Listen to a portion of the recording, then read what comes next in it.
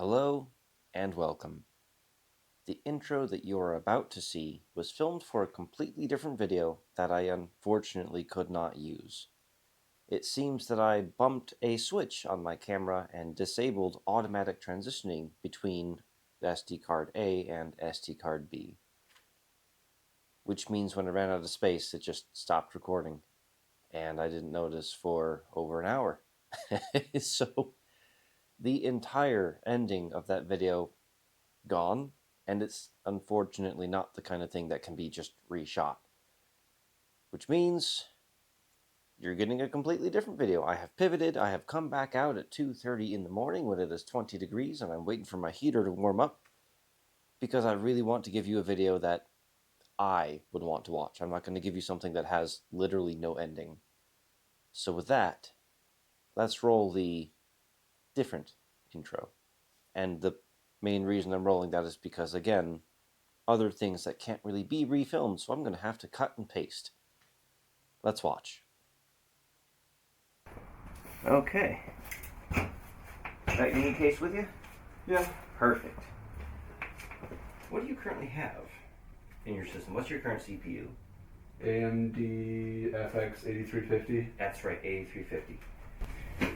Okay. Well, hello and welcome. There will not be a lapel microphone for this video because I lost it. And we've also got a friend here, but we'll address that in just a minute. I have a little bit of an unboxing to do.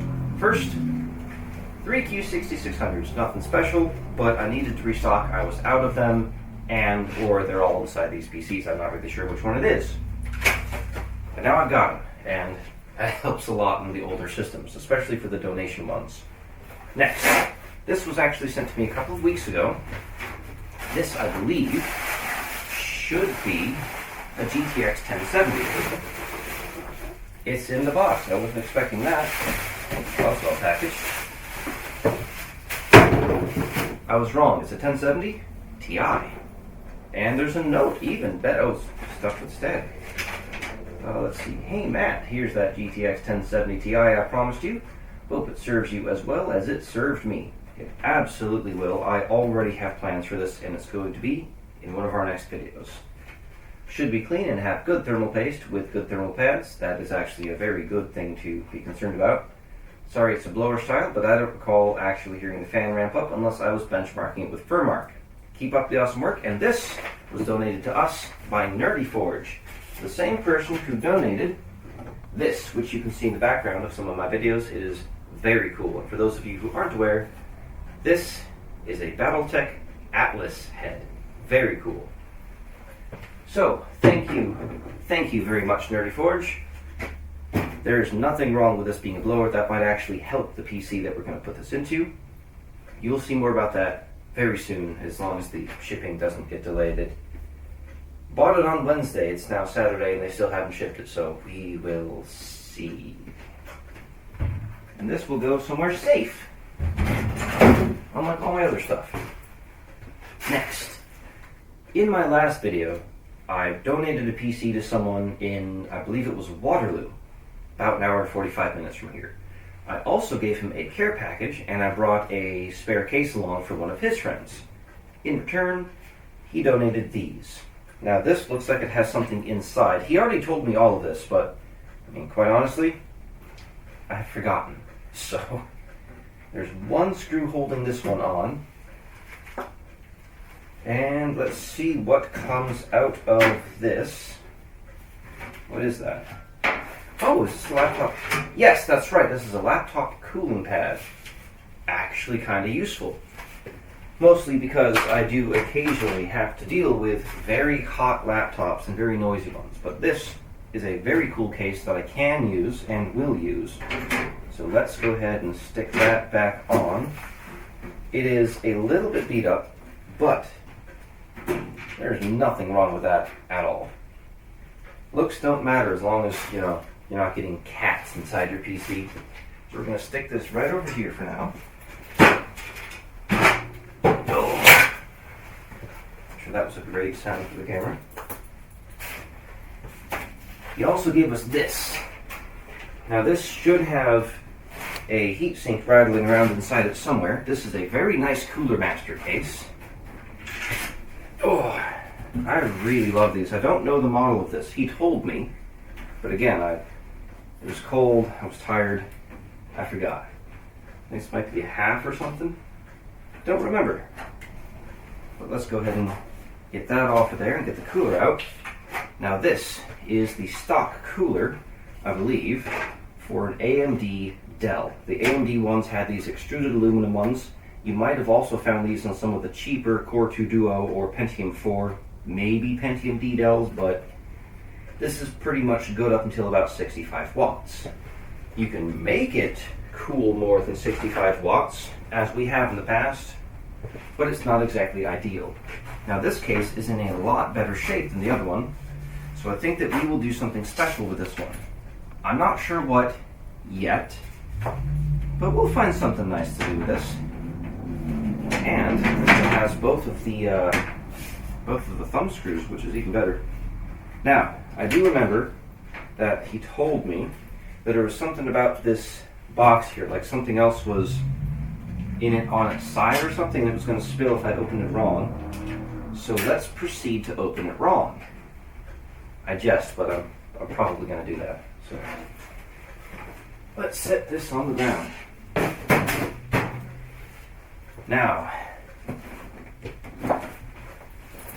this was from friend of the channel, Bradley. We are going to be building Bradley a Windows 11 PC early in 2026. I'm not yet exactly sure what the hardware is going to be, but it's probably, most likely, going to be 9th Gen Xeon, so he can have Windows 11 and a fairly decent price to performance ratio, because I am not rich. Wow, there's actually a lot of stuff in here. So, first things first, right on top, we have a TP-Link range extender, which actually might end up being useful. A few people have sent these in. I have not actually tested them out yet.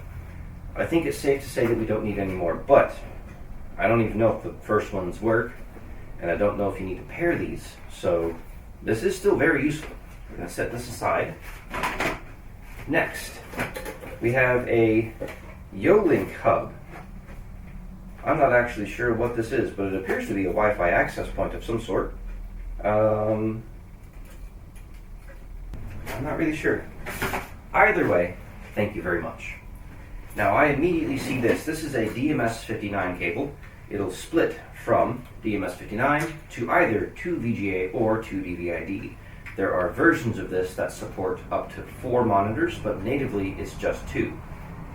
That means we probably have a DMS59 graphics card in here, and the only ones I'm aware of that were ever sold like that are really low-end Quadro NDS and some of the original like AMD HD 2400s, but we'll see. They're still useful cards, especially since they do support dual monitors. They're just, you have to temper your expectations, is what I'm saying. Now, for the cards, we have, I'm not really sure what this is. GT730. Believe it or not, this is actually a very good card, especially for like early to mid Windows XP era. This is the equivalent of a fairly powerful card in the early 2000s, and they're cheap and they last forever. They're just good cards. I think I see a second one. That's a chunky heatsink. This one has no markings. It very much looks like a GT730 or 710. A130723005Y6 tells me nothing. So I think we're just going to have to figure out what this is later. I see a fan header, so maybe it originally had a fan. Either way, very cool card. I like this chunky heatsink. The fact that this is dual slot does indicate that this might be chunkier than a GT730. I mean, you saw that original heatsink on the other card. This could be more. This might be like an AMD R7 240, R7 250, or it could be a 750. a GT 750 or 750 Ti. We will see. Very cool, and I do love mystery. Oh, I believe it's kind of rubbed off, but I think this is an HD 5450. The strategy for cooling on this card was a big fuck off block of aluminum, and it didn't work. So these are really useful if you're just building a computer that needs to use HDMI and the motherboard doesn't have onboard HDMI. This is not useful for gaming whatsoever, although you can use the 5450 for older games, of course. It just gets too hot. This will kill itself very, very quickly. So if you're not gaming, it's fine, but if you're gaming, you gotta add a fan. Still, very cool. I didn't actually own one of these. Well, I did, but it died and I threw it away back when I was like 19 because back then it was new. So I didn't care. Looks like we have another DMS59 connector with 2 VGA. These are super useful. I do run into these cards all the time, and although I do have a fairly decent stash of these, they're not exactly easy to come by, so I do appreciate having more, although that does hint. Oh, I see it. That's a Quadro NVS right here. Okay. Yep. Although this one has a notch cut out of it, and I'm not really sure why. It looks like that is factory. I'm not sure which NVS this is. And technically, yeah, it is NVIDIA. So this is probably, since it's PCI Express, a Quadro NVS 290 or a 285. I believe the 280 was AGP. So, very, very useful in some situations. This one has the full height bracket, which is less useful, but I think I already see the other one. Still, very good card in a pinch if you're doing a budget like Windows XP era machine. They also do have very, very good driver support from Windows 98. This is not a Quadro NVS. What is this? It's PCI Express. It's got that same cooler with the same notch. That is interesting. What on earth is this card? Once again, there's... Oh.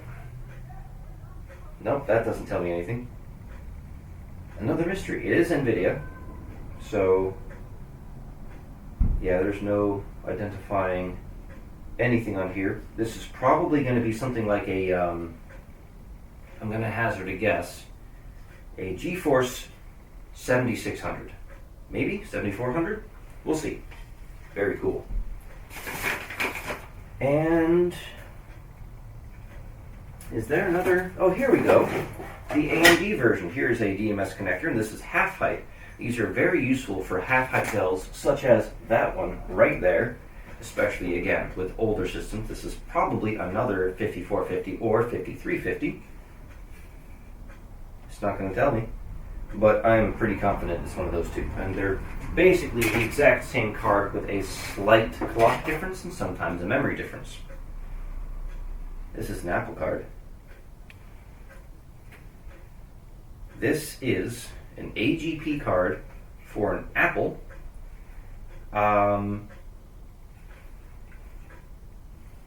It's probably a Radeon, but silicon image. This one's going to be very hard to identify. I have no clue. No. This might actually be an NVIDIA card. This might be a GeForce 2. So, no information. Usually they write at least how much VRAM it has, but based on these, I'm going to guess 16 megabytes. That's cool. You do not see these very often. So, you know, we have something that it'll work in. If that works, I don't actually know if it does. I haven't tried it yet. I got that in the junk pile at VCF, and if you haven't seen that video, I will have it linked in the description below. Unless I forget, in which case I won't. So, this is another AMD card, almost guaranteed. Probably another HD 53 something, 54 something. It's an HP card. It could be a 6350, but I don't think that it is. Very good. It's got HDMI. This is actually useful, again, for those low power things. This is probably the exact same card as this, just with active cooling, which means it'll live like longer than 10 seconds if you're gaming. So that's good. I do like that. Oh dear. I see a bunch. We'll rapid fire get these off. We've got what appears to be a Radeon RX 430, I think. It is AMD. It's not going to tell me, but it is a X8 graphics card, and I'm not familiar with many of those other than the RX 430. So it's got DisplayPort. These are pretty good workstation cards if you've got a low-profile workstation. I like this. That's useful. I believe this is going to be an NVIDIA card. It's a gigabyte. GT 730 maybe? It's not going to tell me. No one ever labels their damn cards. Technically, it doesn't even say if it's NVIDIA, but I'm going to guess it is probably like a GT 730, maybe a 740. I could be wrong.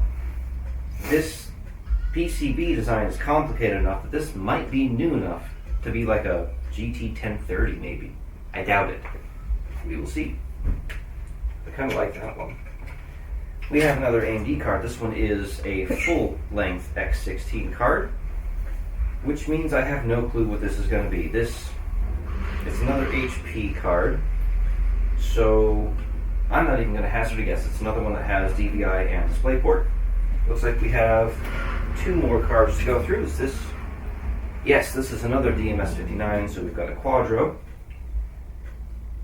Looks exactly the same as the other one, but this one also has a, I forget what that's called, S-Video output. I've never ever used S-Video. And finally, our last card here, probably, again, not going to have a model number on here, but this is AMD, I believe. Yeah, right there. AMD Radeon Graphics, model C369. You can tell me what that is in the comments below. I'm going to guess this is like an R7 220. Once again, HP's favorite, DVI and DisplayPort. And with that, I think that we're done with graphics cards. I'm going to set all of this aside for just a moment. So far, really liking this. Thank you very much. And now on to the smaller box. We have an Athlon that I cannot seem to identify. 775. So this is probably going to be an AM2 Athlon, I think. This is an AMD FX 4100. Hey, that's a quad core. That's not bad. This is from the same generation as the PC we are about to upgrade. Well, replace really. So that's cool. I can use both of those. And we have an entire box of memory and modems. Yeah! I cannot really use modems, unfortunately, but I think I know someone who can. He gets really weirdly excited about modems, so I know who these are going to. That works. We have another CPU. This is a E5300 Pentium dual core. This is socket 775. These are kind of useful for testing because there are some motherboards that do work with this but don't work with the Core 2 series, even though they existed at the same time. I don't know. Intel made some of the decisions of all time during that generation. Now, I'm not going to go through every single stick of RAM here, but I see an eclectic mix of SD RAM. This is a 128 megabyte stick. Looks like some DDR1. This is 128 megabyte stick. DDR2, 512 megs, ECC, unregistered. And I actually have some that match this. This is also DDR1. There might be some there's some SODIMMs in here. This is going to be DDR, 256 meg. And although I'd love to go through every single stick of RAM, I don't really have the time at this exact moment in time, but all of this will eventually be tested, even if it takes me 10 years, and it will go to good use. And finally, on to the actual subject of this video. If you do want to watch that video, the incompletable one, what is there is a good solid hour of video content. I just don't have the last half hour ending of it. So, well, half hour after editing is probably a good hour of footage. That will be released to my Patreon channel tonight. So, if you want to see that, the link is down in the description below. So, what are we actually going to do today? Well, I've had my eye on this. When we gave away a computer at Midwest Fur Fest, some furry convention in Chicago, this was given to us by a ferret man. So, thank you, Drake. This is a Simon digital appliance. I have no idea what this was supposed to be, but I do see a graphics card. This looks like just a regular graphics card that's been put in sideways. So, we're going to pop this open and see what we can see. Let's get you in a little closer. All right, it is rather cold out here, so I'm going to try to make this fast. This has been sitting out here for a few days now, and it is, well, the whole thing's about ambient temperature, so this is very cold.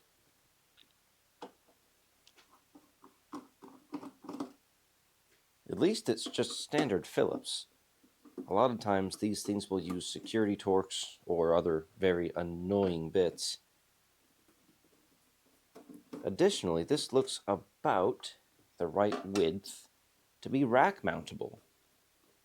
No, I don't. You know what? Yes, I do. I do. This right here is where you would mount a rack ear. So this probably had an option to be rack mounted. That's the last screw. Now I can't help but notice that this has some rather hefty cooling fans. Let's see what lies beneath. Okay, that this very much just looks like a standard motherboard. Let's get this off of here.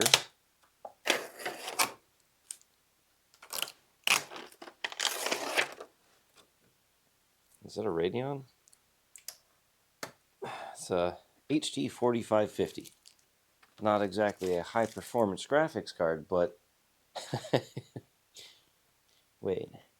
This is a flexible riser. Hey, that's pretty cool. Especially considering this probably came out, 2008, I want to guess? I want to know what's under there. But first, how on earth am I supposed to get that card out?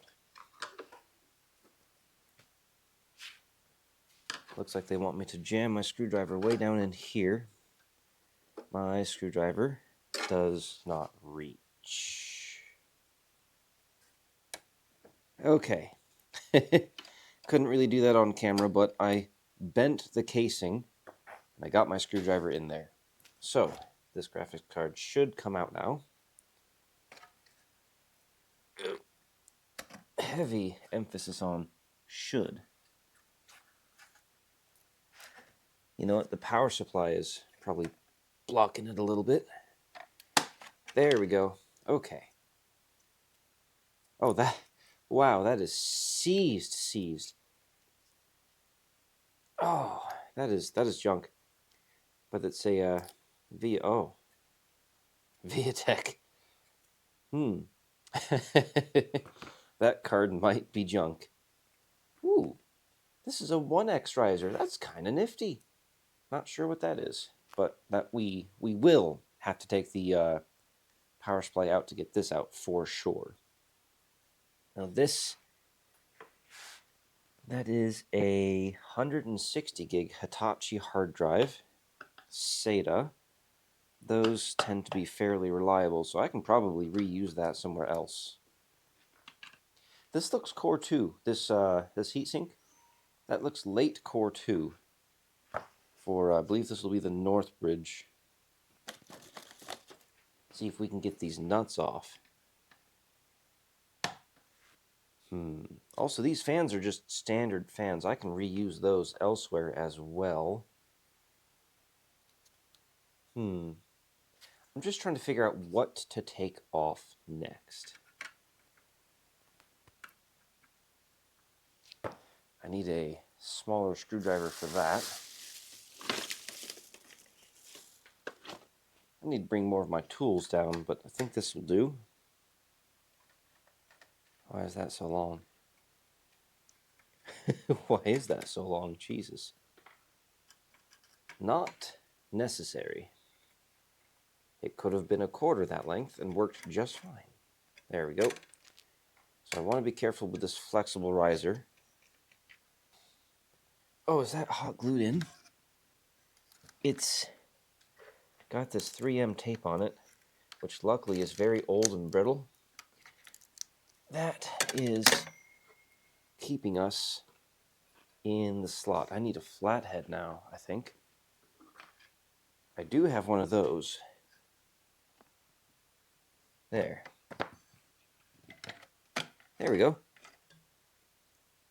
That looks to be a pretty high quality riser, actually. Might be able to reuse that somewhere. Same goes for this X1, which also has 3M tape on it. How am I going to get that off?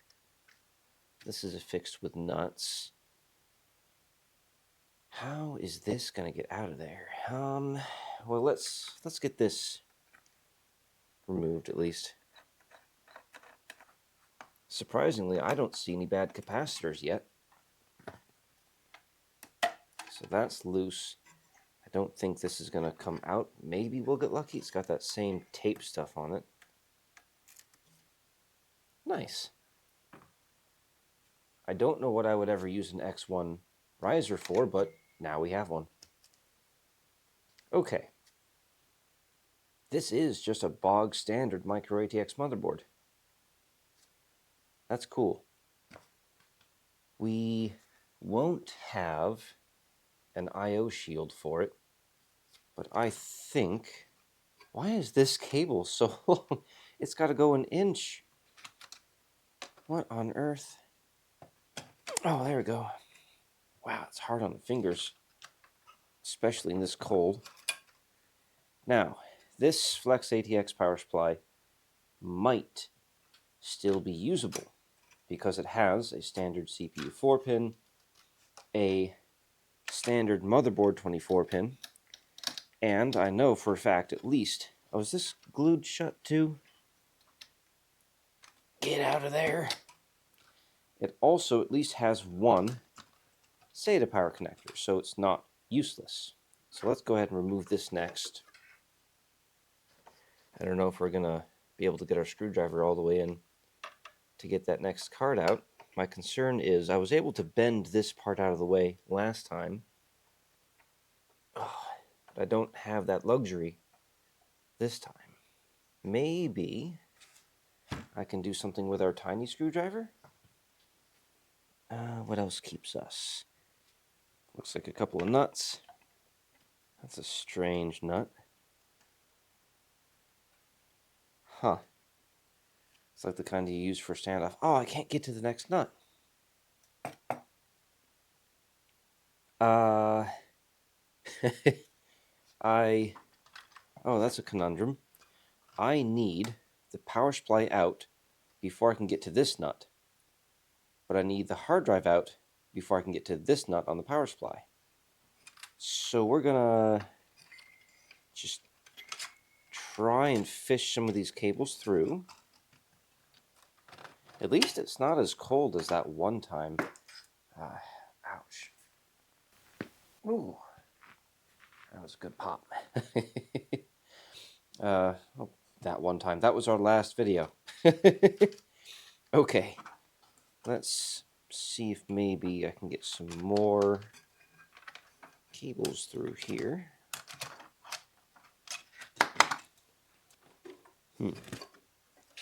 Well, unscrewing the fans does not seem to have actually freed them.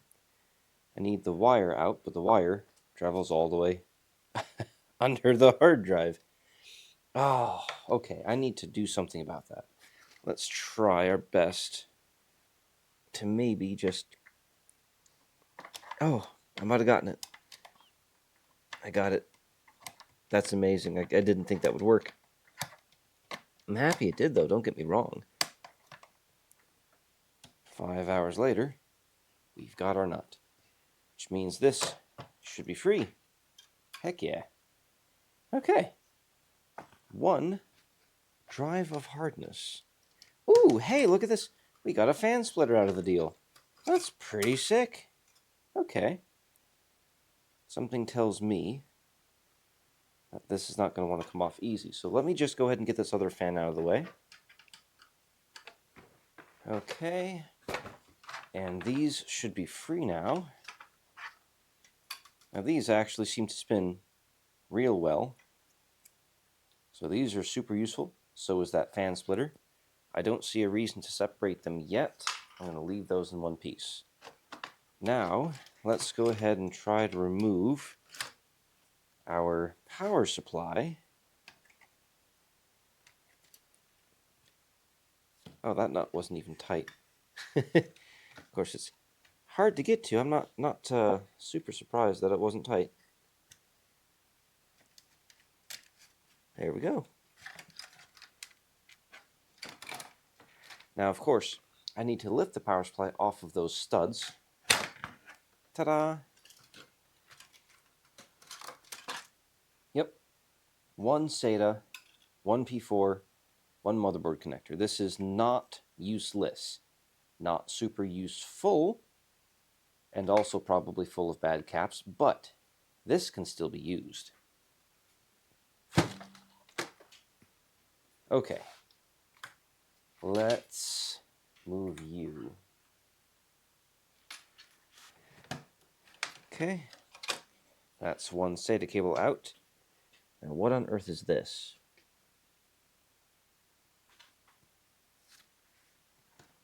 Ah. Wait. This says front panel USB 1. There is no USB. Unless the front screen on this is just a USB screen that works via some software. Okay. So FP USB 1. I mean, that's the right amount of... What is going on there?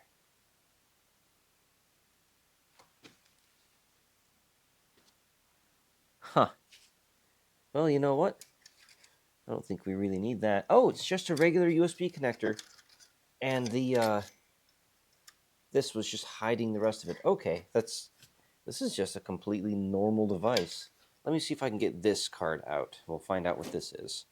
I think maybe if I jam my screwdriver in from the side. Yes, that worked. Perfect. Now it looks like there's some professional tape here to make sure that the other card doesn't make contact. This is a WinTV TV tuner card. Okay. Well, that's kind of cool. I don't know if I'll ever have a use for it, so if any of you do, let me know. So this was some sort of... Was this some sort of DVR? Like a really poorly optimized DVR? This bracket here appears to be spot welded to the bottom of the case, so I can't remove that. But at this point, is this just friction fit? No, that's some other type of fit. Oh, there we go. It uses one of the motherboard screws to hold it down. We are almost to the point where we can remove this motherboard and finally look at what we're dealing with. I knew there'd be a second one. honestly, not a bad design system, just kind of... That's a server heatsink. Okay.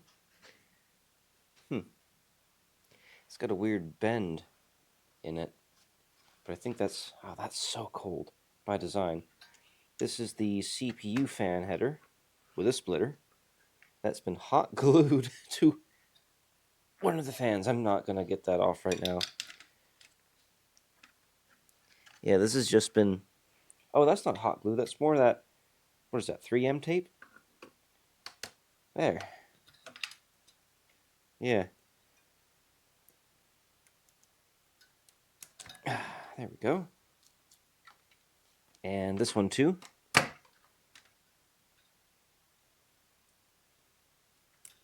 Okay.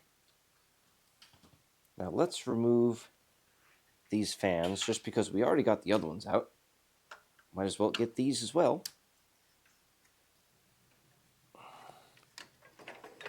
Okay. So these have been removed. They're just standard PWM fans. And again, I don't see any reason to take them apart. And you know, this isn't a terribly bad 1U case. We've got lateral airflow through here. I'm considering putting a modern motherboard in here and just using this as like a media center PC. I think that'd be pretty cool. Let me know what you think down in the comments below. There is, of course, the problem that there isn't any front USB ports, but... Oh, and the custom rear I/O. Let me know what you think down in the comments below. Is that more trouble than it's worth? It probably is. Let's see if I can angle the screwdriver. Oh, to get that one. This damn bracket's in the way. That's not great. Okay, but we got the screw loose, I think. Okay. Our motherboard should be free. Look at that. This is going to be hard to get out of this case. Oh yeah, there's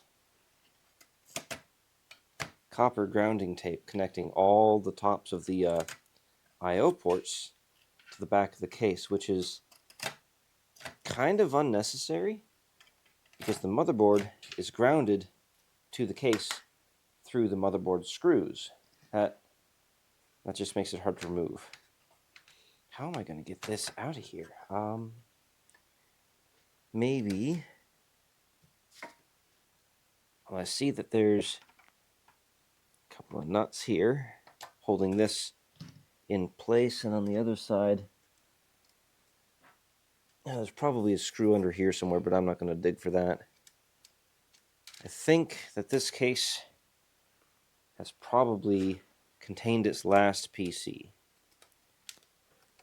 I mean, I could probably put this back together after I do what I'm about to do, but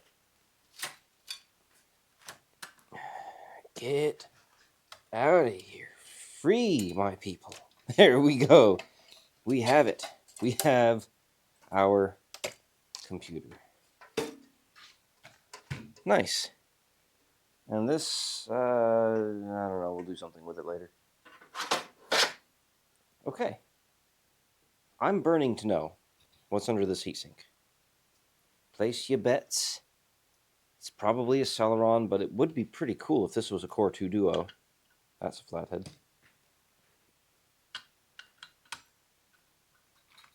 This is kind of a good motherboard, too. Survey says... Survey says I need a cloth. This'll do.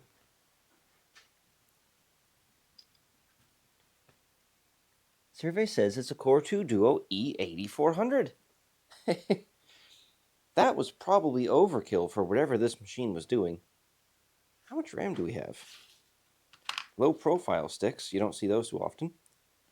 That's 1 gig. The other one's probably also 1 gig, so this had 2 gigs of RAM. This isn't a bad machine. Now the question is, what do we do with this?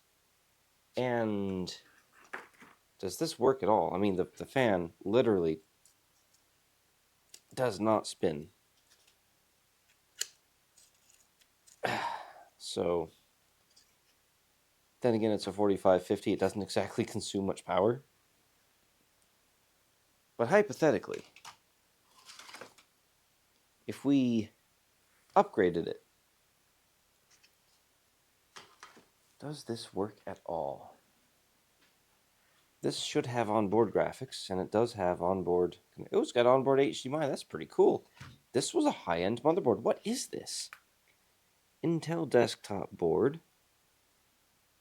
DG45ID. Huh. This is a good motherboard. This is one of the later Core 2 Duo motherboards. In fact, I bet that is compatible with the Core 2 Quad. But first, here's what we're going to do. Hey, that thermal paste was actually still, well, pliable at least. We're going to put this back on here with just a smidge of goo. And we're just going to see if this thing works. Because up to now, I haven't tested that. So let's go ahead and might as well put this back in the way it was. And we need CPU fans.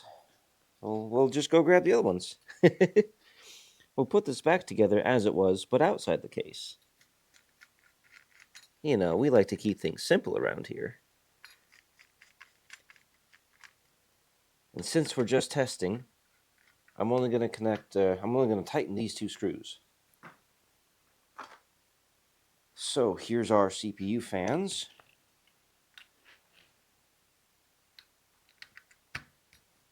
I'll just go ahead and... Wow, that's just... these these cables are frozen in time. They want to return to their old shape. Oh, please don't. I'd rather you didn't. There, good enough. Okay.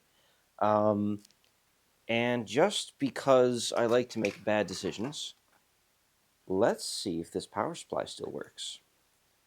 So, we only... Oh, well, you know, that's inevitable. We'll just set it over here.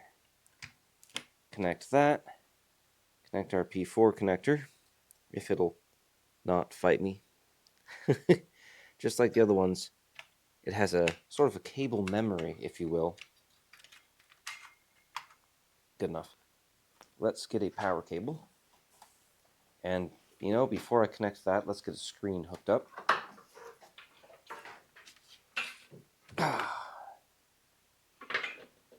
And since you have been so kind in sticking with me throughout this strange process, let me go ahead and get you a better view of the action. Okay. Cast your votes now. Let me get my computer turner oner. And I think it's... Oh, that's right. I haven't connected power yet. That's not power. That's HDMI. Ouch.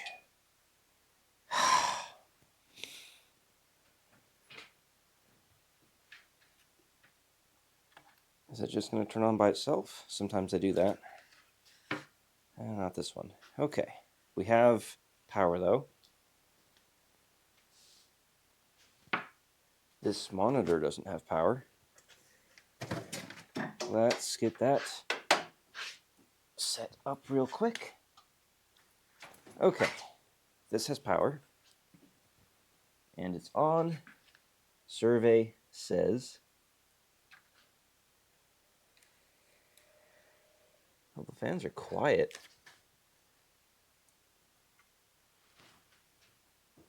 Hey! Simon SDA series. Okay. Hey, that's pretty cool. So this motherboard works. We are going to go ahead and power that off. And the reason why I didn't connect the, the reason I didn't tighten all the screws is because I want to jump right for the throat. I want to see if we can put a Core 2 quad in this. Because if we can, I'm brewing up some ideas. And there's our 8400. Now let's grab one of these Q6600s that I just got. Is this SLACR? It is not.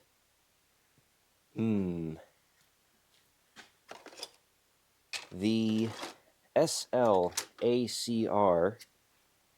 version of the Core 2 Quad, like this one, is a slightly better chip. I believe it consumes less power. I'm going to set that there for a moment and put this one back in this clamshell and then put it away and probably never touch it. The listing that I bought these from said that they were all SLACR, so I might have to send something back just to verify, yes, SLACR.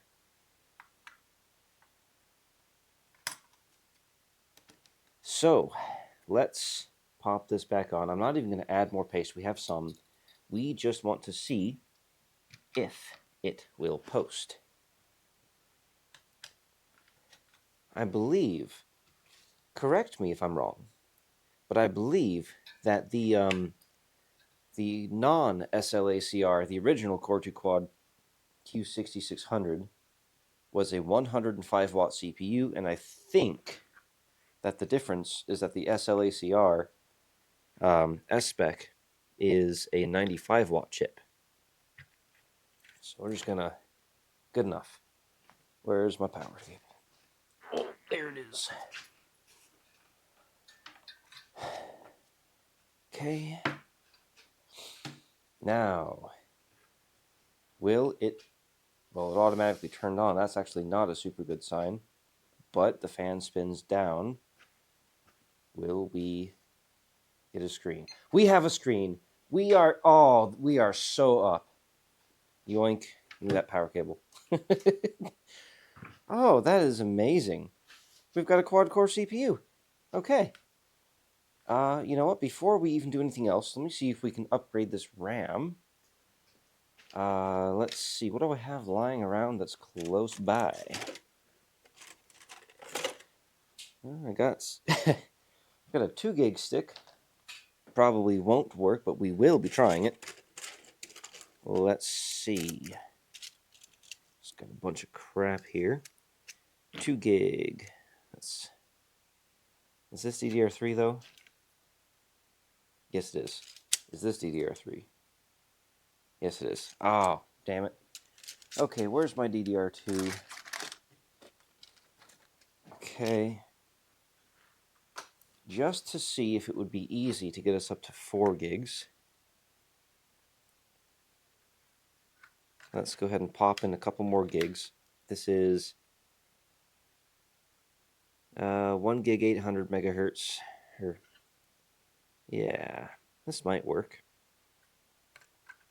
It is 2 rank by 8, and Intel really doesn't like that in dual channel configurations.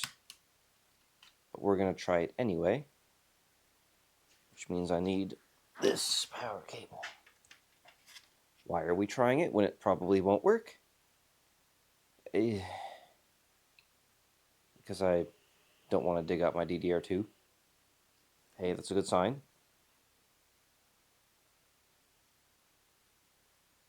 Oh, shut up. We have 4 gigs of RAM, baby. Okay. Whew. This board probably will work. This probably will work with 2 gig sticks of DDR2. Oh, this is exciting. Do I dig out the 2 gig sticks? I really don't want to.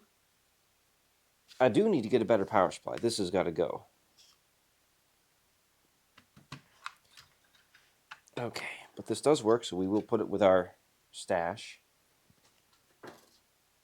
And I suppose I'm going to dig through my spare RAM and see if I can find some 2 gig sticks.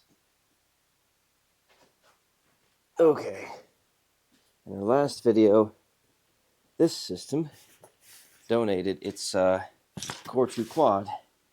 So I think what we're going to do is, I think this has some 2 gig sticks in it. So we're going to steal those. Yep, 2 gigs. Okay. Now, originally this system had some OCZ gold RAM in it, and it was bad. So that was, it kind of threw us for a loop on that particular video. This will get revisit one day. Today is not that day.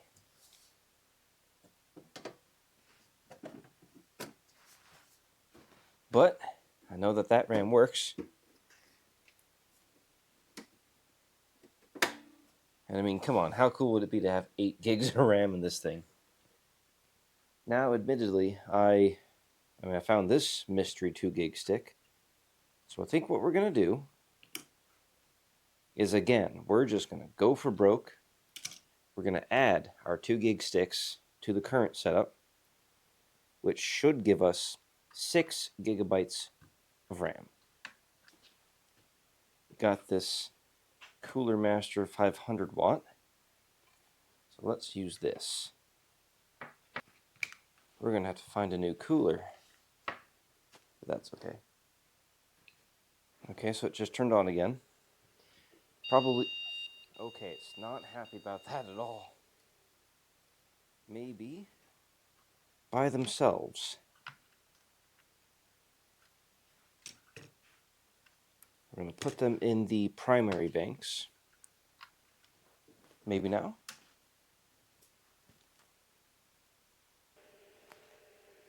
That's a no. I'm not really surprised.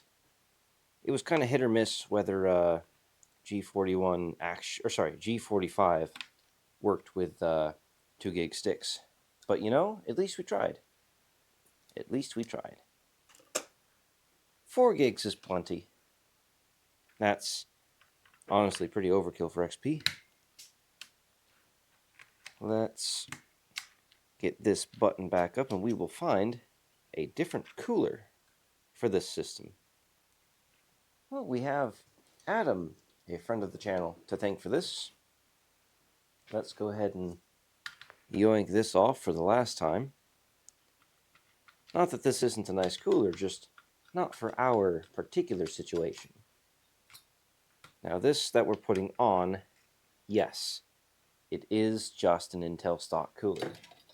However, it does have a copper slug. I don't really have a whole lot of fancy coolers, especially not for systems this old. Oh boy, we're approaching 4 o'clock in the morning. I gotta get this done. Where's my thermal paste? There it is. Trying to hide from me. Just a little dollop will do it. Put that back where I can lose it again.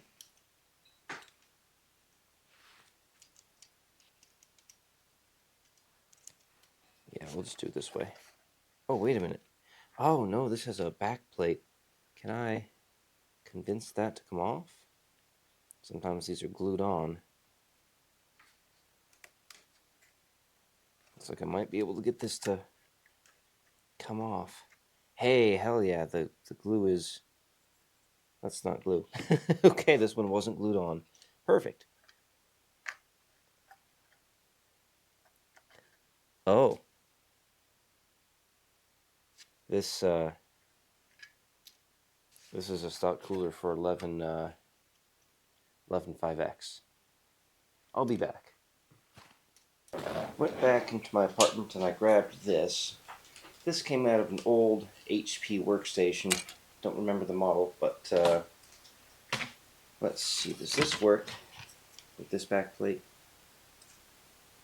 I'm gonna guess no. I mean, it fits. I think that's the wrong thread pitch. There we go. Let's see. Oh, that's right. HP uses that stupid torque thing. Yeah, that's not gonna work. Dang. Okay. Because this is fine thread as well. You know, someone sent us this.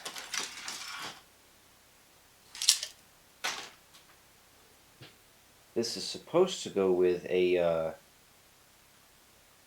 X58 board, but I think,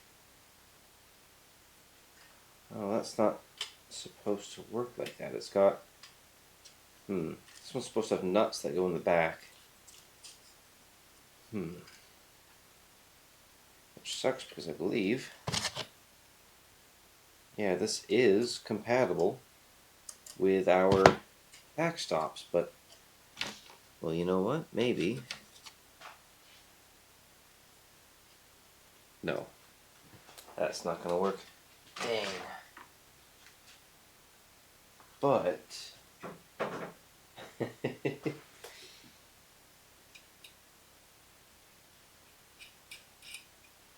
that works. We have, how many of these? 1, 2, and then we've got the giant ones that won't fit behind. How do we make this work? Do I have anything in here? I might. This situation has been coming up more and more lately. I just need to go out and buy some coolers, I think. Oh, I'd really like to not have to do that. Am I really going to try and nut this to the back of the board? I think I am. Okay, well, let's do this. Well, that's correct at least. Good. But these ones are fine pitch. Ah, man. Yeah, these ones work. 2's not going to cut it.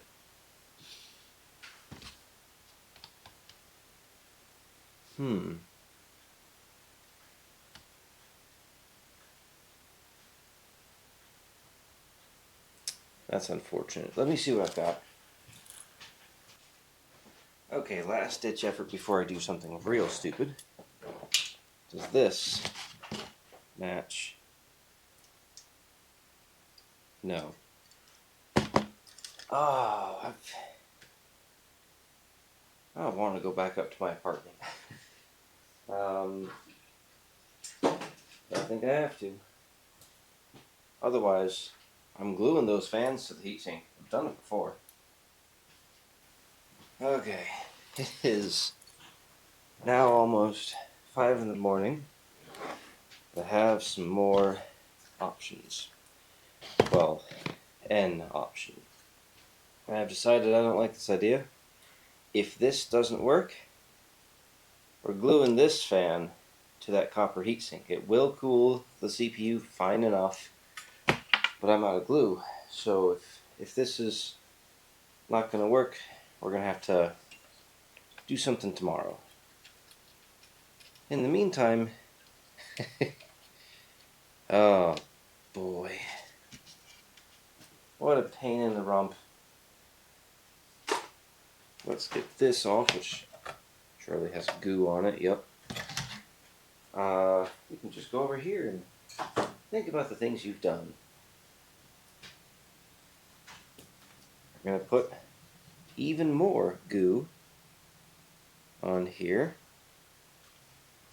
At this point, I just need to check and see if this cooler fits on here. Why, yes, it does. And it's fine thread, so we can just put this one right back on.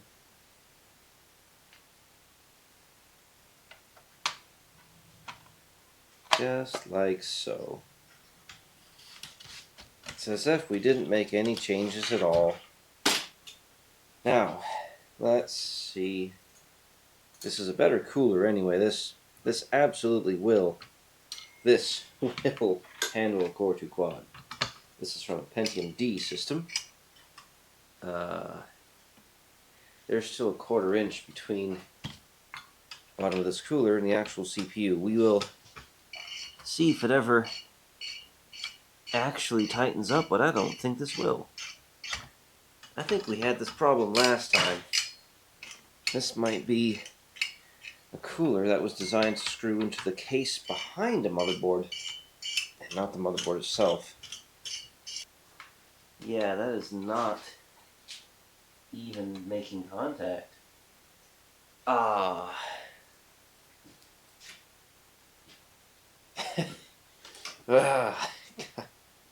Okay. Yeah, look at that. Look at how much room there is. But you know what? Let me try something very stupid. No, I can't do that. There's no protective barrier on the back side of the, I was thinking of flipping the back plate around backwards, but there's no protective barrier on the back side of the back plate. So I think that just about does it. I don't have much of a choice, but I'm going to have to pause this video, at least for CPU stuff for now, until I get super glue from the dollar store. But that's okay. There's at least one other thing that we can do right now. Maybe two. I'm very tired. Well, I don't think I need any more goo. This has already got some, that's already got some. So we're just going to go ahead and stick this back on. But this time, we will secure all 4 sides, since it'll be permanent. On the plus side, this does technically save some cost, as I'm not putting a nice cooler on here. And this is what we're going to end up doing. We're just going to take this, glue it on. That will be our CPU cooler. And it'll never come off again because this fan is going to block the the screws. But for now, there is one more thing I wanted to try. I need a small box to elevate this off the table.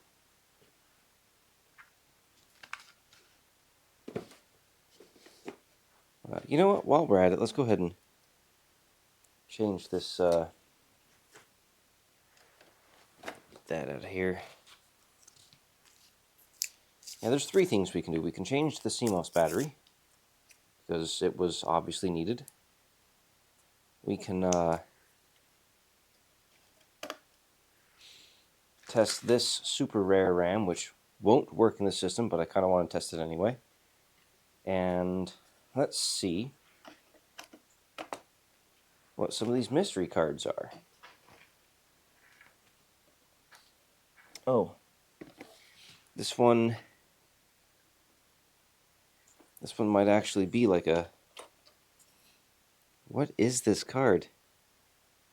Oh, it's a GT730, but it has no analog pins, so I can't use this. Okay. Well, let's try this mystery one. I don't even need the adapter for this one. We could just go straight VGA. If I get it aligned correctly. Get our power supply connected here. I'm losing steam very fast. I apologize. Oh dear. This needs to flip around. because these cables are cold and don't want to bend. I suppose that'll technically help hold it in place anyway, so yeah. And power on. It's probably going to start automatically. Yep, there it goes. That's a nice and quiet fan. Do we get a video? We do get a video signal. That is no longer a quiet fan. I didn't catch the boot splash, so I don't know what this card is still, but it does work. Shut that off. We'll try this card. I think this is an NVIDIA card, but I don't know for sure. I know that it would have had a shroud at one point. I think what we're going to have to do in order to see the BIOS splash, to see this BIOS splash, is to disable the full screen BIOS splash. That shows the sim, whatever that company is. I'm dying here. It's so late. Okay. No screen, but we did boot. Well, post. So this card might be bad, but that's okay, because I'm at my limit. We're gonna do one more thing. This card also might just have a loose VGA port. I don't know. We'll mess with this some other time. In the meantime, we'll put our adapter back on, go back to onboard graphics, and now I'm going to take all this working memory back out, and we're going to try something that almost assuredly will not work. What I have in my hands are two sticks of 4 gig DDR2. These are quite uncommon in non-ECC and are generally considered to be AMD only, because this is 2 rank by 4. So I don't know. I don't think this is going to work, but it's worth a shot. Yeah, I'm not super convinced that it's going to function. So let's wait for them beeps. No beeps, that's right. We replaced the BIOS battery. What was that? Piece of junk on the table, probably. Alright, you're going to beep at me. Or you're not going to turn it at all. There we go. Where's the beep? There we go. Yep. These only really work in AMD systems. I have yet to find a single Intel system that works with these, but I figured, well, I'm walking past it in my apartment, might as well bring them down for a try. I got these to work in a original Phenom system, but when I sold the system, I wasn't willing to part with the sticks of RAM.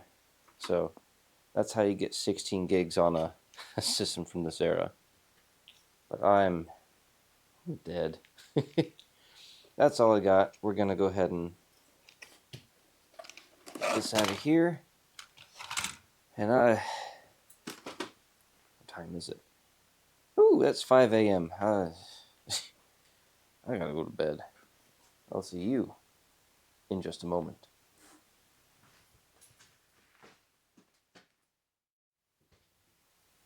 Okay. New day, old problems. I have achieved super glue, and more importantly, I have achieved coffee. So, let's go ahead and get this done. Now, I would very much like, when gluing fans to a system... Oh, get out of here. I've done this before, several times, and when I do, I like to focus my glue around the corners here, but unfortunately, it's not going to work here. So, what we're going to do, once I get this open, is we're going to focus our glue on these little legs here. Now this is probably never going to come back off, so I want to Make sure this is at least slightly clean. Where's that cloth? Here it is. Same for this. Perhaps even more importantly, this. Okay. We're going back.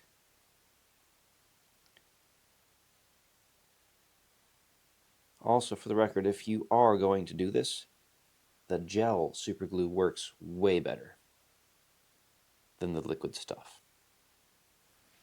We want to put some pressure on that. So I think we'll take this hard drive out now and use that as our weight.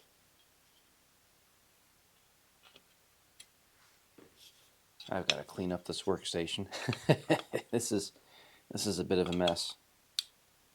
But I think I have an idea of what I'd like to do with this system. We could easily turn this into a Windows XP era gaming machine, or even a Windows 7 era gaming machine. We know that would work. It's a Core 2 quad. That's way overkill for Windows XP. And we have a plethora of graphics cards that would work for that. But let's wait for this to dry, and I'll show you what I have in mind. Okay, I've done some cleaning. I actually had to change the fan. It was so wide that it was hitting those screws and it wasn't actually making contact with the heatsink. So naturally the glue dried up and it wasn't glued to anything. So I've used the two that came with it. This should be more than enough for a Q6600. That's good and stuck now. Still a little tacky though. I looked it up. This board is listed as officially supporting up to 8 gigs of RAM, which means it should work with 2 gig sticks. So we're going to try that one more time. This time, we will start with this 2 gig DDR2 800 stick. Helps if it's going in the right way. We're going to do it one at a time. I really would like this to work, especially because of what I have planned, which you'll see soon enough. Let's move this. We'll get our 4-pin plugged in. Trying not to put any pressure on those fans yet, as they are freshly glued. Someone's revving their engine outside. That's cool. Yeah, bro, that's so awesome.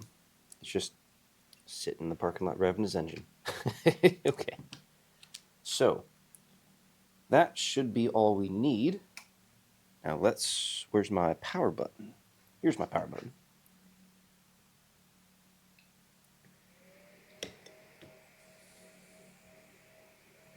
No beeps yet. Now Intel, like I said, did have some issues with dual rank, or sorry, 2RX8, 2RX4, etc. So, no screen yet. Wonder if this is going to be one of those things where I have to remove this CMOS battery because it got borked with one of our previous attempts. That does happen sometimes. We'll try this random stick. This is another 2 rank by 8.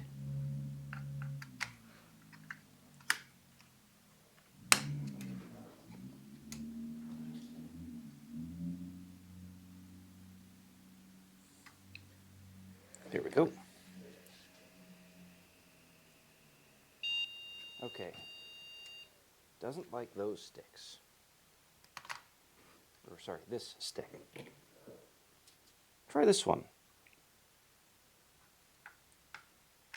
Now this is a slower stick of RAM. This is only a DDR2 667.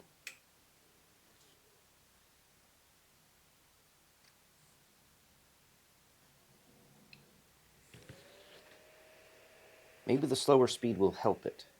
Oh, hold on.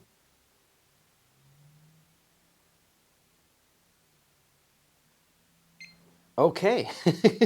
We have one stick of DDR2. This is another one. This is a matching stick. Now, of course, we don't actually know if it's properly detecting them yet. All we know is that it posts. So let's give it another try with 4 gigs this time.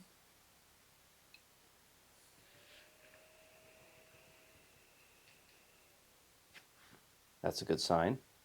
The fans start fast and then spin down. Hey, we got a screen. Okay, so it doesn't seem to like the faster DDR2 800. Now let's see here.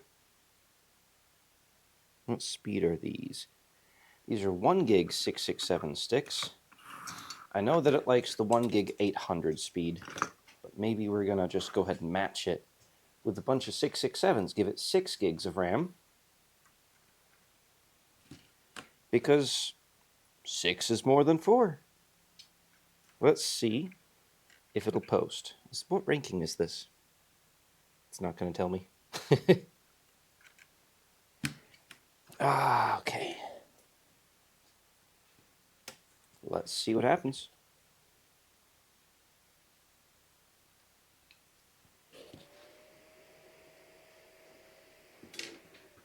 It spun down.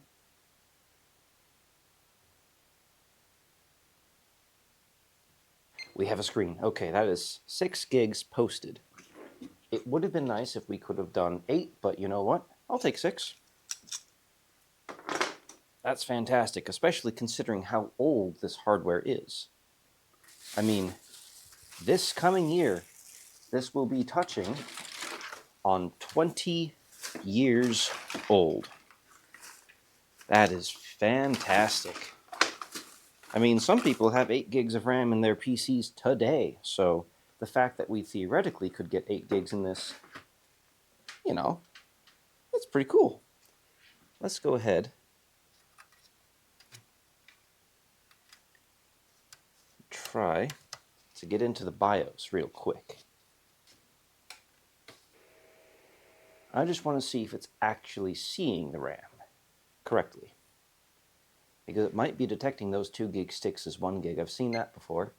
F2.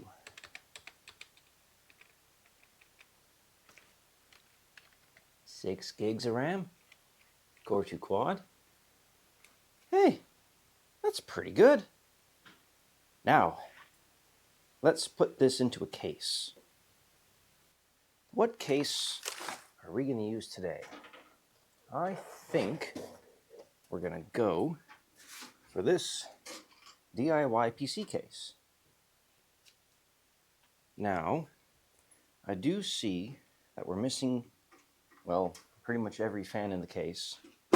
So, I think I know what to do. That fan that we tried to use for the CPU, this could go right. Oh no, it's actually too small.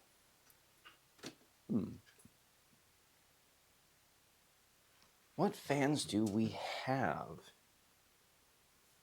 I have an idea. Oh, this is going to be silly. We were given, once I find them, oh dear, our friend Tez sent us some RGB case fans. They probably won't live in this permanently. This is kind of a silly build at this point. But, I mean, we do need fans. So let's go ahead and pop these out. And you know what? While we're at it, let's move you a little closer. Alrighty. Oh, that should give you a better view at least. Let's see. These are RGB. We don't have RGB headers on this board, obviously. But these are still very good fans. We're going to pull these out at some point in the future and use them in something that can actually make use of the RGB. But again, for now, this will do. We've got, oh, what's this? Oh, this is like some sort of RGB controller built in? Yeah. RGB hub. Alright, you know what? We'll plug it in, see what happens. But we're not going to stick it to the case. We're saving that 3M pad.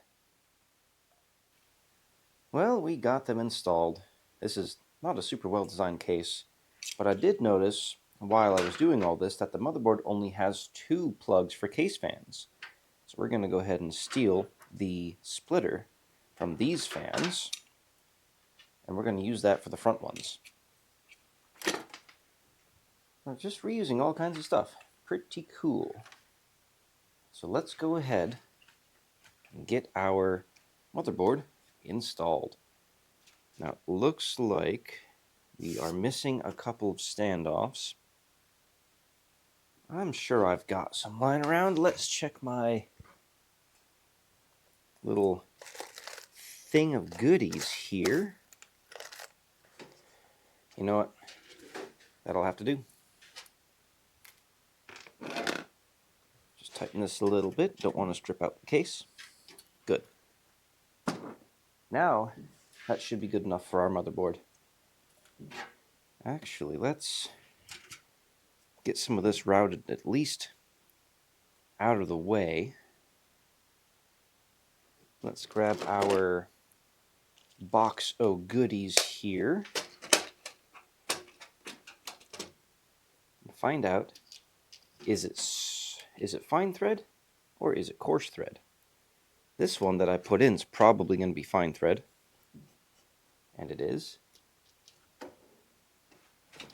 Okay, well, I lost that screw. I swore it threaded in, but apparently not.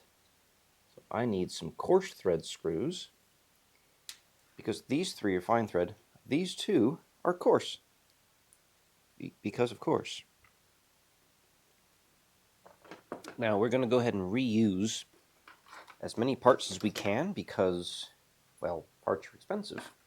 So here's that SATA cable that we pulled out. I think what we're going to do next is we're going to install our graphics card and see if maybe it'll work. Now what I have here is an AMD RX 550 that we picked up, I believe, for about 20 bucks not too terribly long ago. Now I like this card because it doesn't require any power, external power that is. Oh yeah, that's right, we got to screw it in. See if we can find some coarse thread screws in here while I just ramble. We're not doing XP today. Today, we're going to be installing something a little more modern. And we're going to see if maybe, just maybe, we can use this as a modern computer.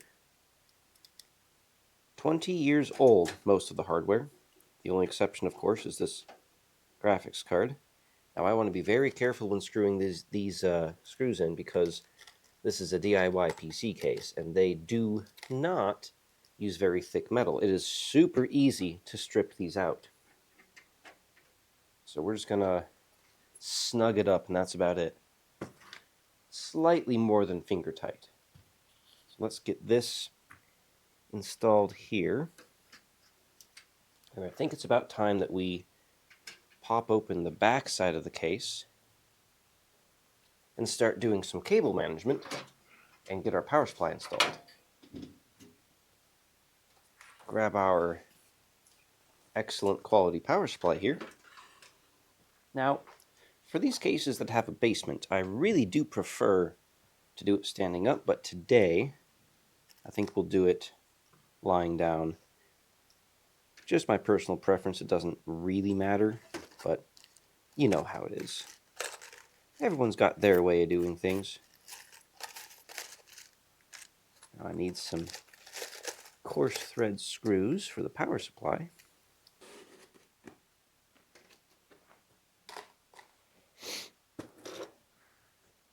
Okay, well, we've sourced some screws that actually kind of match the case, so hey, not bad.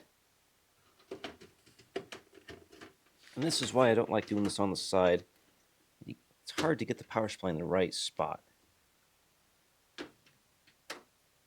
And of course, this case is bent, as all DIY PC cases are. So that power supply has one stripped screw. Not a big deal. There we go. It is installed. So let's go ahead and get some of this. Ooh, is this going to reach? It should. Now, how am I going to get that up there is the question. Again, these cases are not super well. I think we're going to have to go straight through the... I don't know about this one.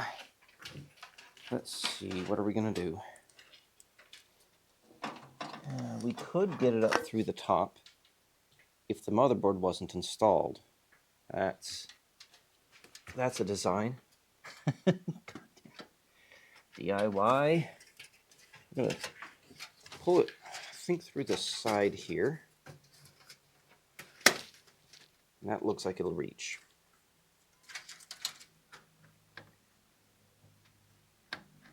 Yes, it will. Okay, so that can go under here. Okay, now we need to figure this stuff out. This and this. So this is for the RGB, and this is for the back case fan, which the plug's right there. So I think we're going to go ahead and grab ourselves a bread tie and just kind of squeeze this together. At least attempt to do a little cable management. And then this will plug in right here. Should have done this before the graphics card, but you know, hindsight's 20/20. Let's tuck that there. Now the RGB we're going to run through the back. Can I do that? Well, that was a pain, but I got it. Now these. I just need the RGB free, and we can reuse these bread ties. Or we could just stuff it all in the back. I like that idea a lot, actually. We will run these through the back. And these.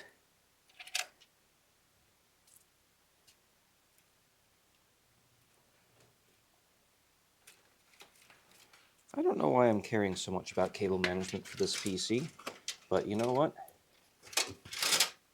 We've already started. So let's try and keep it kind of nice.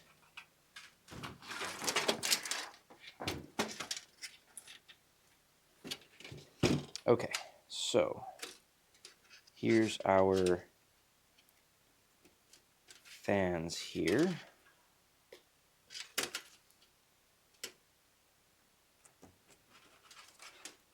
To keep that looking at least kind of nice, we'll use this bread tie we just took off.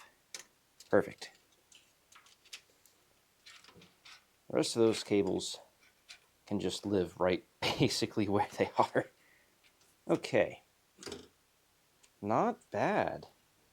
Now these are for the RGB hub. This goes to USB, and the other one is SATA power. Okay. So this will probably just float down here, more or less. USB will go right through the bottom, and SATA power we can take care of right now. Oh wow, that does not want to go in. I've got it oriented right. Oh, there. Wow, that was tight. So here's our SSD. We're supposed to mount it like this. Sure, whatever. Grab some fine thread screws from this little collection here. To the person that sent this in, was this Augie? I think so. I appreciate you. I really do. These have come in such handy. Alright, I don't know if we're going to be able to get all four in, because we got those fans installed technically incorrectly in the front. But let me see what I can do. Oh yeah, I can already see the first two are covered. But this is an SSD. It'll be fine. Okay, and here we are using our SATA cable that we pulled out. Nice. And I guess this has two rails for, or two pigtails for SATA. Perfect. There we go. We don't need any of the rest of this. So we're going to do the right thing. Stuff it down in there. Now we do need to plug in our motherboard connector, which will go right up through here. Let's get that taken care of. It's not going anywhere. Okay, I can't get that clipped.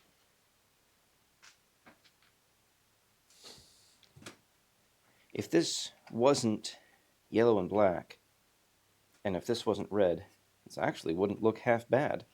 Let's go ahead and get our USB plugged in for the RGB, the RGB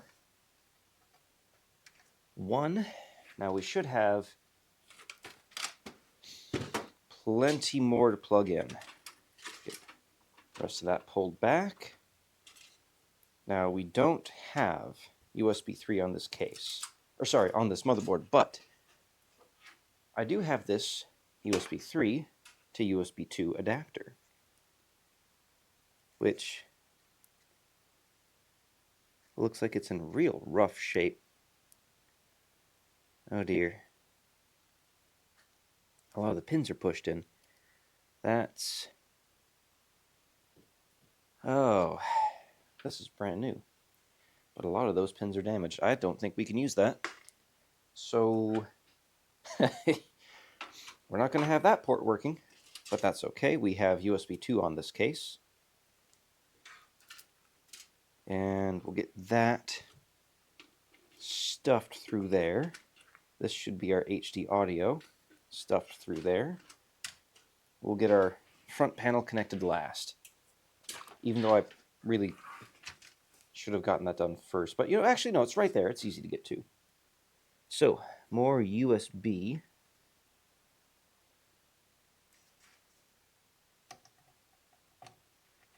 The good news is, on these old motherboards, you've got tons of USB to choose from. Now, audio.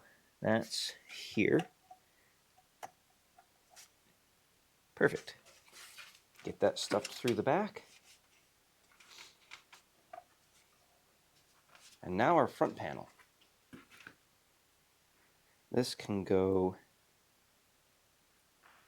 through this one, I think. Yeah.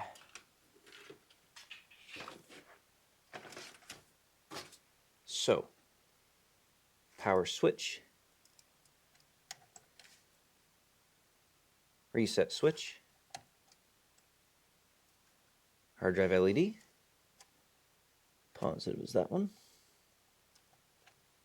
And our power LED. We'll get the negative first.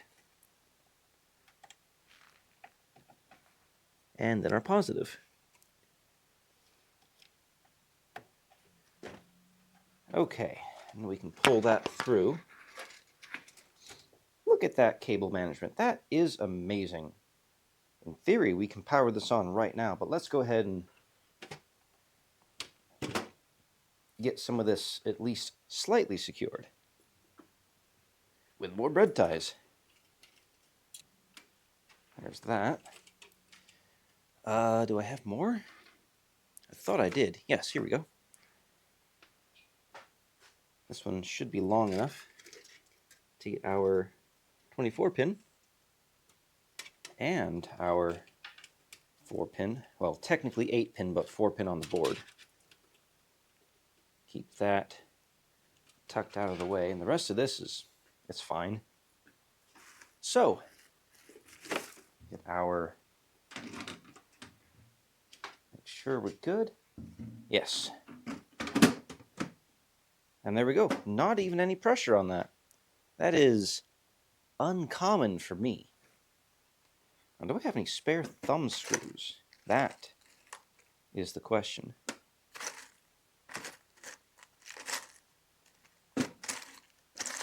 It's a question I already know the answer to. I've just got to find them.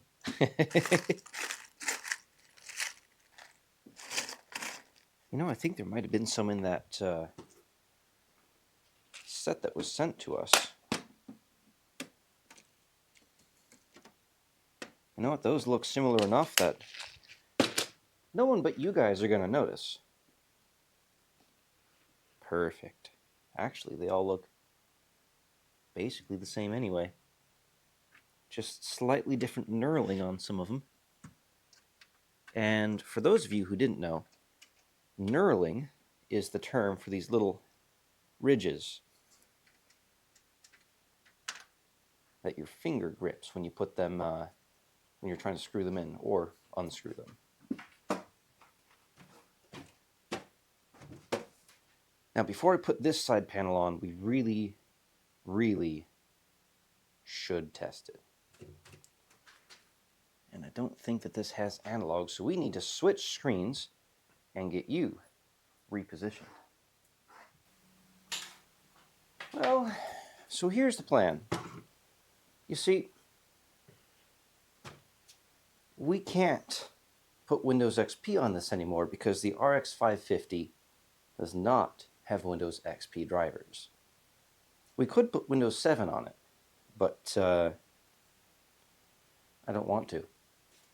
What we will do instead is we will dual boot Fedora Linux, if we can get it to work, and Windows 10. Get this pulled out here. Hopefully you can see that. And get our HDMI connected. So, where's my keyboard?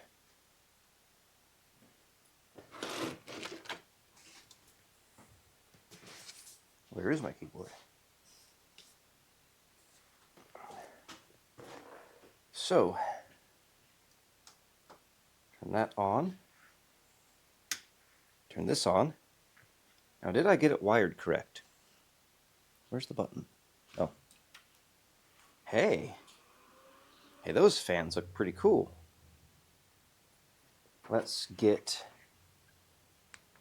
Windows 10 ready to go. Oh, that's right. No. Oh, that's... Oh, this has glue on it now. Oh, no. Oopsies. The glue has melted some of the plastic.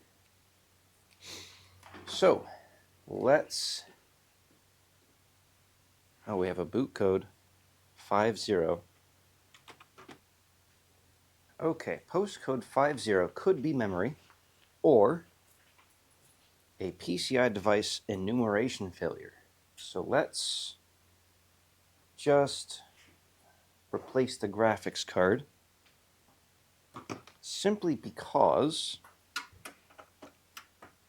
that's, mostly because I don't want the memory to be bad. So, oh dear. Now the board does have HDMI output on it, so we're going to try, just for a moment, for a sanity check, we're going to try using the onboard graphics again.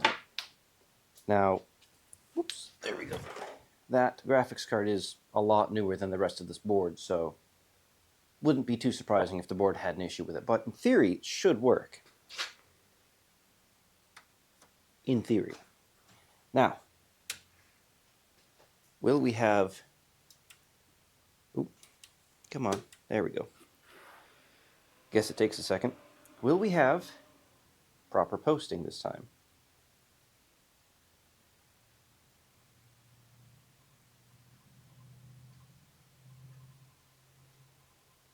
Well, now we're on code 5.1, which is slightly different.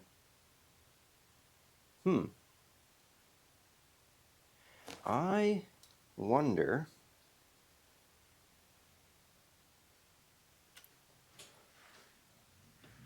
Unplug all of our PCI devices, or not PCI, all of our USB devices for now. Surely it's not a USB issue.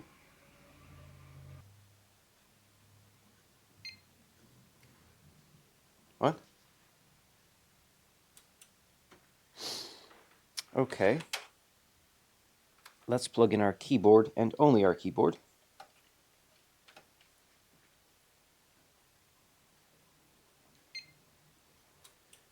Now, I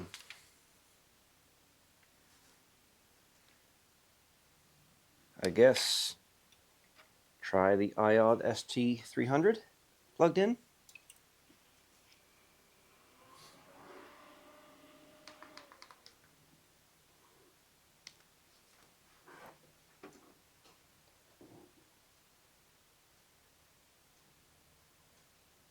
Oh dear, it doesn't like our iOD ST300. Let's, if I unplug it,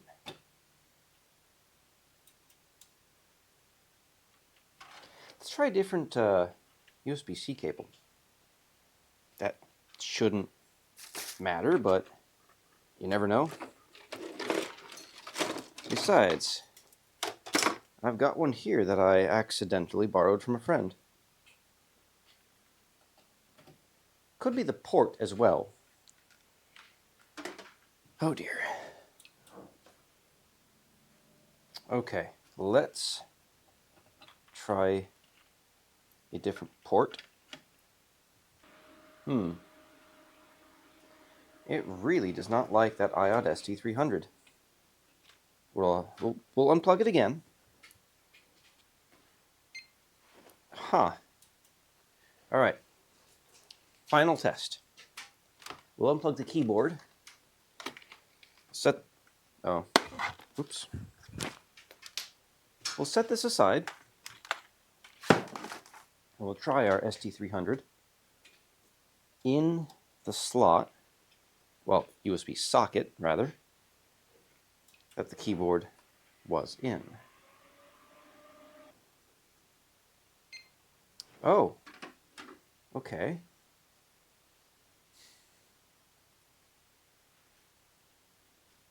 I wonder if it's a power delivery issue. We have LEDs on our keyboard, and this is basically a full SSD plus a whole another little computer device. Let me grab a keyboard that doesn't have lights on it. Does this one have lights? I hope not. It does have lights. And we're stuck on postcode 51 again. Alright, I'm going to figure this out. And I'll be right back. Well, I figured it out. It was not a USB power delivery issue. This machine just won't boot with more than one, won't post with more than one USB device plugged in. So, I just fired it up, let it get past the post sequence, and then plugged the USB keyboard in. So I didn't even need to go get this one. Either way, what I've done so far, now let's hope that this works, because the last time that we tried to install Windows 10, we couldn't format this SSD. Perfect. So what I've done this time is I went into Windows XP, deleted the old Linux partitions, reformatted the whole SSD, and now we can do this. Okay, so what I want to do is I want to make a 250 gig partition. That will be our Windows partition. There we go. That should leave just under 200 gig for Linux. And this should not take long at all, because this is more than capable of running Windows 10. I've run Windows 10 on Pentium 4s before. And at this point, I will not, in fact, see you on the desktop. I will see you when we're loading up Fedora Linux. Not much to say. Windows 10 did successfully get installed. Perfect. Now, before we go and install Linux, I want to try something. Let's go ahead and put that graphics card back in. I don't think it was the graphics card. I think this system's just real picky. So let's go ahead and grab our... Where did those screws go? Need I remind you about the easily stripped DIY PC cases? I'm going to just leave that there. I thought I had a second screw. In fact, I know I did. I just don't know where it went. This'll do.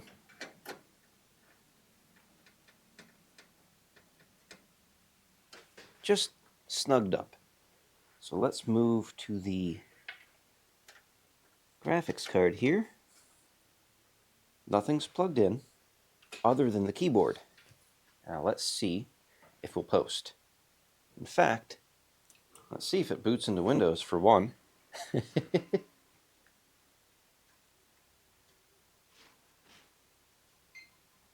mean, we posted. Oh, that was strange. Oh, we're booting right into Windows. Perfect. At this point, we can go ahead and plug in our ST300. We need to reboot anyway. So let's just hit our old reset button there. We'll unplug our keyboard. Hey, perfect. Now we plug in our keyboard. This is the stupidest thing ever.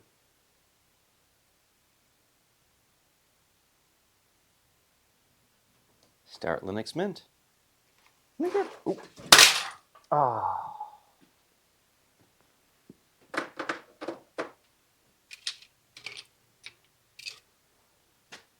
Oh, that's just great.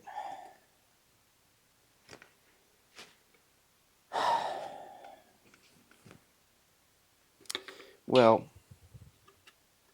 in one of my previous videos, I mentioned I wanted to show how I built my own battery bank. I guess I'm showing you now. So, it's just a bunch of 18650 cells. And in theory, you can plug in, or fill it part way. You don't even have to fill it all the way. Of course, I did. Now, I can't believe I did that.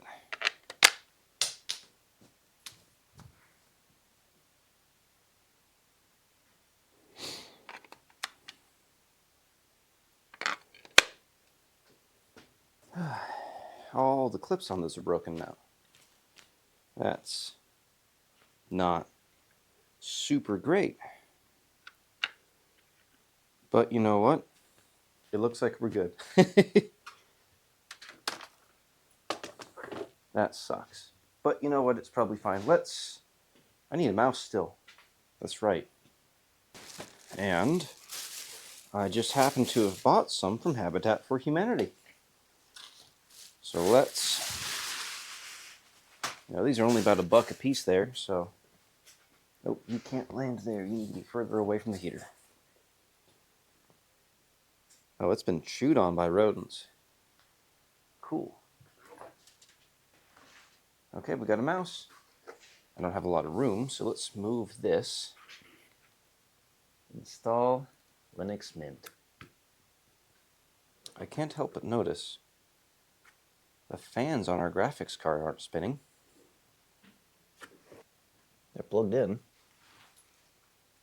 Maybe it's one of those temperature things where if it's not hot enough, it just won't spin. Okay. Install Linux Mint alongside Windows 10. Perfect. Now, I thought it was going to let me create a new partition alongside the Windows 10 partition. Maybe it did that automatically. Admittedly, I've only dual booted once, and that was back in like 2011. So it's been a hot minute. We'll see what happens. Maybe it did it automatically, maybe it did not. Okay, at this point, I'm going to go ahead and unplug the ST300 and see if the system will at least post with a keyboard and mouse connected, even if it won't post with anything connected alongside the ST300. So we're going to go ahead and, where's my mouse? Restart now.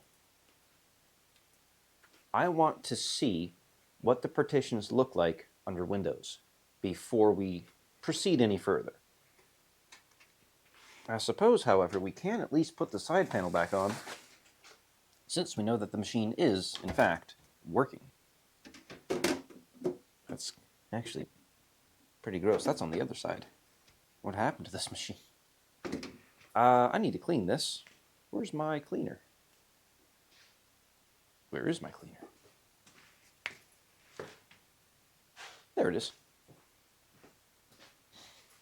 Oh, what's that error? Failed to execute shutdown binary. Okay. I think maybe it was still reading from the ST300, so let's just go ahead and hit the reset button. We will see what happens. Will we get stuck? No, we won't. Okay, it will at least post with the keyboard and mouse both connected at the same time. This is super scratched up. Okay, so it automatically boots into Linux Mint. I wasn't looking at the screen. It probably gave us the option to... Oh, this is super bent. Oh, come on. It probably did give us the option to boot into Windows 10. That's... Oh, that did not want to go on. Okay. Let's try this again. This time I'll pay attention. Hey, the graphics card fans are spinning. I'm going to just power cycle it, well, reset it. I want to see that boot menu. Come on, give me the boot menu. If this doesn't give us that menu, I'm going to just go ahead and hit the manual boot menu and see if that gives us the chance. There we go. Windows 10. Now I was hitting the up and down arrows. Maybe that's what triggered it. Oh, my allergies are going crazy out here. Oh dear. Let's see. What do we have? Okay. Well, it sees that this has been partitioned. So I think Linux Mint did use our 194 gig partition. At this point, we're going to go ahead and take this machine back up to my apartment where we have internet, and I will individually install updates on Windows 10 and on Linux Mint. We'll get ourselves a display driver, and then we can see what this thing can do.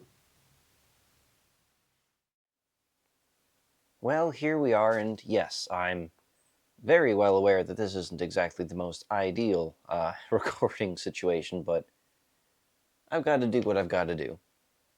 So before anything else, I will address this. I noticed under Linux that the fans on the graphics card weren't spinning. I was kind of scared about that because even while I was installing things, I was putting my fingers against the heatsink on the side of the graphics card, and it felt hot. Turns out it wasn't really all that hot. It was about 65 to 68 degrees Celsius, and the default fan curve under Linux doesn't have the fans start until about 70 degrees. So it really wasn't that bad. Either way, I did download this core control thing, which lets me not only monitor the temperature, but also manually tell performance mode to turn on, which does have the fans spinning at idle, and we brought it down to about 45 degrees. Now, I only have one game installed because, I mean, I've got 2 operating systems that I'm updating and trying to figure out. So let's go ahead, under Linux, try to run MechWarrior 5 Mercenaries, which we are well below the minimum requirements, but, I mean, it's worth a shot, right? Huh. I mean, it took about a minute and a half for it to process the Vulkan shaders, but I mean, it's loading. Doesn't even seem to be loading any slower than on my own personal machine. So we're not gonna do a gaming montage on this one. We're just gonna see what happens, and you'll get my my live reaction to that. Oh, let's you know what? Oh, that's bad. Oh dear, what do we have for the graphics settings? Oh, we're set to medium. Let's at least go to low. I mean, we do not have a very good system here. Okay, so I've actually started a new career mode because yeah, the old one just was having trouble loading anything at all. And I think that's because I had a ton of mechs and a ton of equipment, and it was just struggling to load everything in the background. So hopefully, with a slightly emptier hangar, we can actually play the game. That already seems faster. Oh, the artifacting's gone. Okay. Well, I know what a star map is. Come on. Let's get to a fight.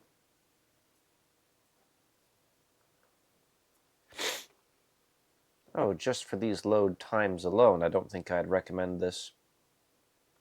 But you know, if you didn't have anything else, well, let's wait until we're actually in the game to make that judgment. Now, we are basically on minimum settings with the resolution scale set to 80%. We could make that lower. Oh, yeah, this is perfectly playable. Well, weapon groups. Now, we could make the resolution scale even lower. I think we're going to have to. Oh, no. Oh, dear. Why is it worse at a lower resolution scale? 100?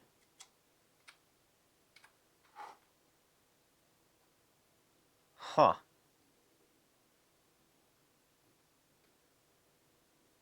Oh, we were supposed to protect this place. Whoopsies. Okay. I just want to see combat so I can judge whether or not this is even a feasible system to play this on. Gotcha, bitch. Oh, it's hard to do this with the mouse on the floor, but you know what? I'd say that this, so far, this is playable. Not great, especially when you have a lot of explosions in the mix like over there, but... Oh, there's a commando. Okay. This is awful. Okay. Alright, we're going to call it. Mech Warrior 5, just not on this system. I bet you could play some lighter games like Atlas or something like that, but... I bet you could play a bunch of lighter games, but not this. Not this at all. Oh, but of course, that's not the only thing we can do on Linux. Let's hypothetically say that you wanted a nice little media center PC.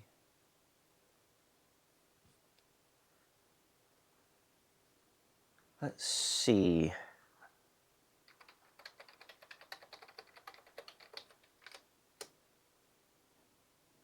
Oh, who's this fella here? Ugh. This guy monetizes his video? What a jerk.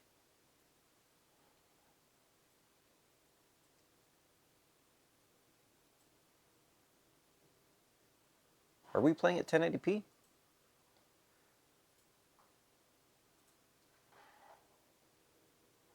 Now we are. Yeah. This is fine. Oh, is the TV muted? No. Oh, you know what? I bet you. Output device. There we go. Hey, at 1080p, this will play what you want to watch. So this could make a pretty good media center PC. Now, let me try to install a game that I think will work. Now, I certainly hope that at least some of you have heard of Nightmare Cart. And this game has such good music.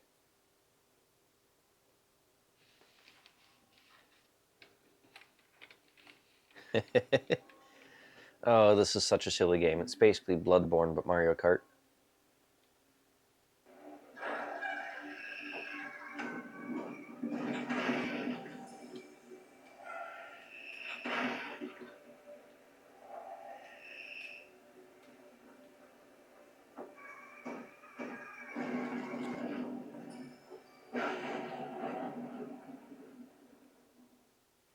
Yep, skip that.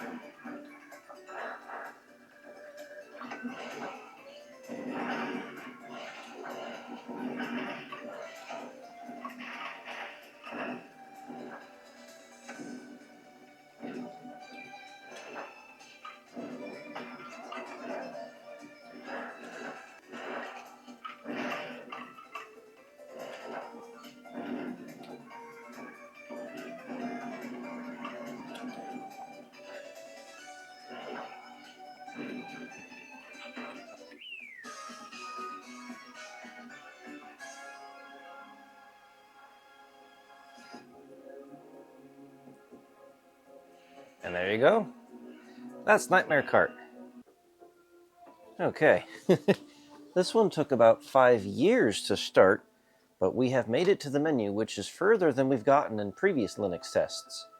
So, with this awful mouse and this terrible seating position, let's see what happens.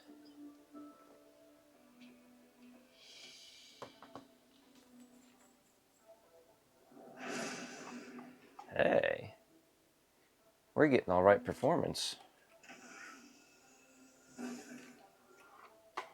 The mouse needs... Ooh, that sensitivity needs to be cranked. Look sensitivity, yeah. Oh.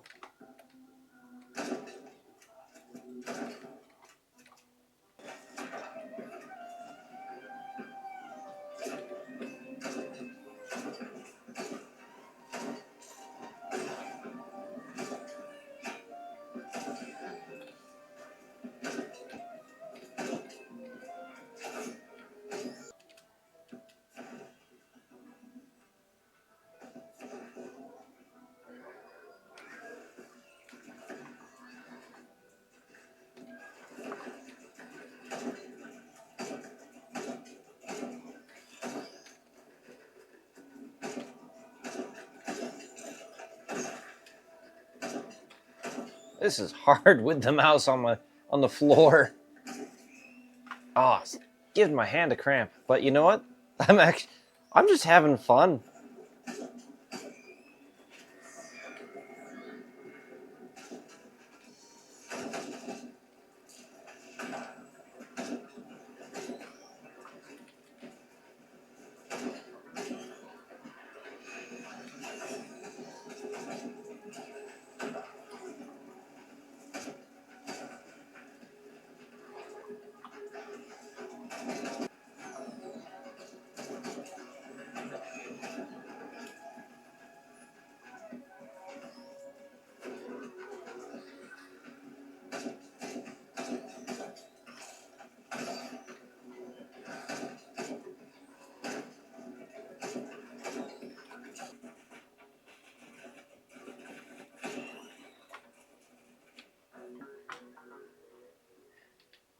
Other than the fact that the bodies don't seem to be going anywhere,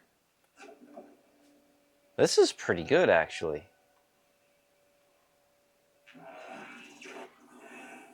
I'd say that is a solid win. Okay.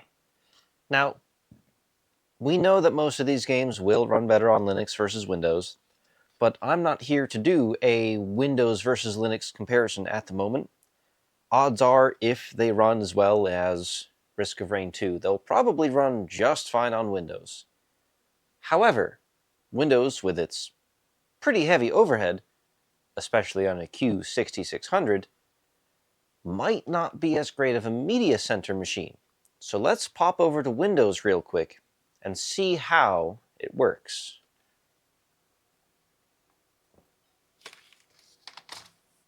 That's pretty good, actually. I had a lot of fun. Okay. Well, we are finally in Windows. I had some updates to do.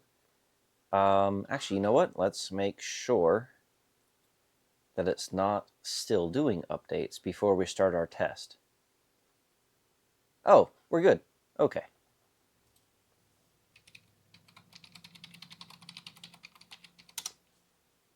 Let's see. Huh? Same video. One thing I've noticed about football fans is they all I hear an advertisement.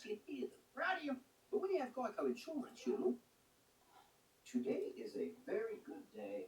Yeah. Of course, I don't And we're already in 1080p. I still have to do laundry. Yeah. It's all Ubuntu. This is fine. I knew it would work. I had very poor skills at the time, Just but about the I think I've gotten a little bit better. drivers on the, Yeah, this would make a great media center PC, whether you used Windows or Linux. And just to prove it, we'll go to Task Manager real quick, and we are indeed still on the Q6600. RX 550 has its drivers installed. Perfect. And still 6 gigs. Oh dear. You know what? I call that a win.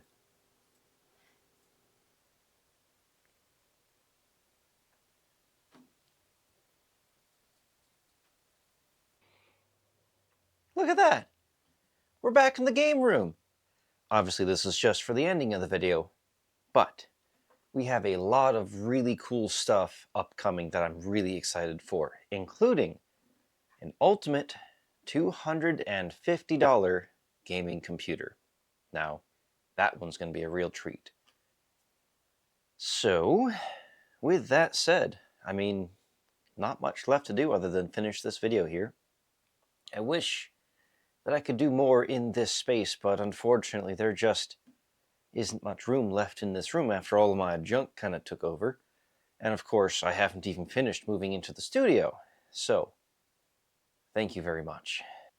Either way, it's been fun. This has been a really cool computer to work on, and although it was kind of painful a few times, it was still very much worth the effort. So, if you enjoyed this video, a like would be appreciated. It does help me in the algorithm. Comment down below. Tell me what you would do different. Should I bother upgrading this to like a Q9400? Something like that? Should be compatible with this board.